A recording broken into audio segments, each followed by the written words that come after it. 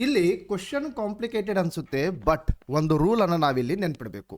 ಈ 4 to the power of odd number ಏನಿರ್ತವೆ, odd number ಅಂದ್ರೆ ಏನು, 1 3 5 7 ಈ ರೀತಿಯಾದಂಥದ್ದು, right. So 4 to the power of odd number ಏನಿರುತ್ತೆ ಅದರ ಯೂನಿಟ್ ಡಿಜಿಟ್ ಏನು ಬರುತ್ತೆ, 4 ಅನ್ನುವಂಥದ್ದು ಬರುತ್ತೆ.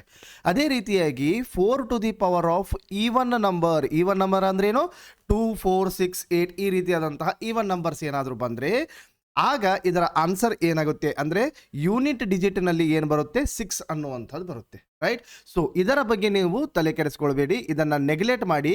ಈಗ ನೋಡಿ, ಇಲ್ಲಿ 29 ಅನ್ನುವಂಥದ್ದು ಇದೆ, ಇಲ್ಲಿ 30 ಅನ್ನುವಂಥದ್ದು ಇದೆ. ಸೊ 29 ಅನ್ನುವಂಥದ್ದು odd number. So 4 to the power of odd number unit digit ಏನು ಬರುತ್ತೆ, 4 ಅನ್ನುವಂಥದ್ದು ಬರುತ್ತೆ.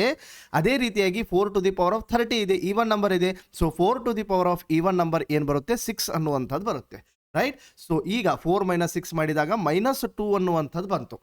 ಇದರ ಅರ್ಥ ಇದು ರಿಮೈಂಡರ್ ಆಗಿರುತ್ತೆ. ಸೊ ರಿಮೈಂಡರ್ ಮೈನಸ್ನಲ್ಲಿ ಬಂದಾಗ ನಾವೇನು ಮಾಡಬೇಕು, 10 - 2 ಅನ್ನುವಂಥದ್ದು ಮಾಡಬೇಕು, 8 ಅನ್ನುವಂಥದ್ದು ಬರುತ್ತೆ. ಸೊ 8 ಅಂತಂದರೆ ಆಪ್ಷನ್ ಡಿ ಅನ್ನುವಂಥದ್ದು ಕರೆಕ್ಟ್ ಆನ್ಸರ್.